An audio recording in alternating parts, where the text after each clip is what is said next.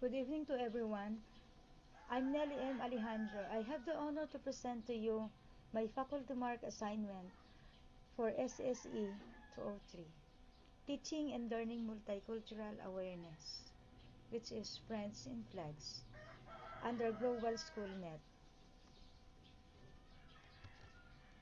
The overview of the project plan. Friends in Flags is dedicated to cultural diversity and global collaboration. Its project coordinator is Karen Aine. Its headquarters is in Israel. The purpose is to promote cultural awareness by connecting K-12 classrooms worldwide into international learning teams. It is intended for grade levels first grade to high school. I choose this topic because I want to find alternative means of teaching and learning for diverse culture rather than the theoretical one, to assure applicable and retentive learning. The timeline of the activity from June to August is registration. September is online introduction. September to July, online activities. September to January, package preparation. January, package exchange. If you will ask about the cost, there is no cost or no registration fee. Only the cost involved in this is mailing of your packages. The school administration may help regarding the expenses for the participation in the project. The process is online introduction are written, cultural packets are created in exchange with partner classes. Participants choose from a variety of online activities. The project objectives: authentic learning, student-centered, development of cultural awareness, and global collaboration. The tools combined to achieve the project objectives are technology and postal.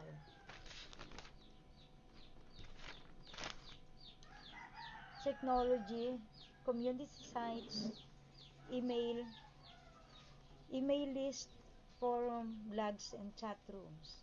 Postal is needed for mailing the tangible items, packages, and letters.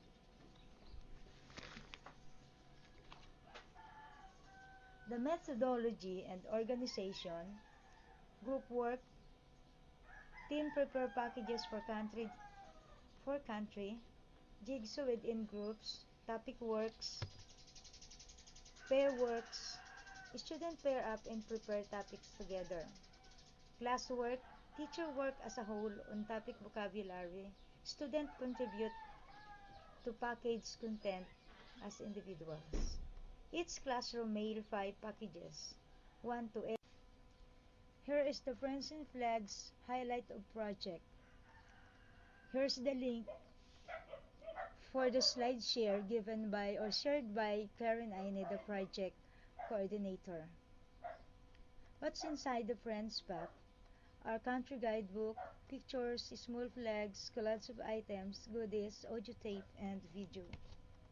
Each classroom mail 5 packages, 1 to every member in the circle. Here's the Friends in Flags preparation exhibit. English Forever School in Brazil. Learning outcomes. Student demonstrated presentation skills. Student improved writing skills.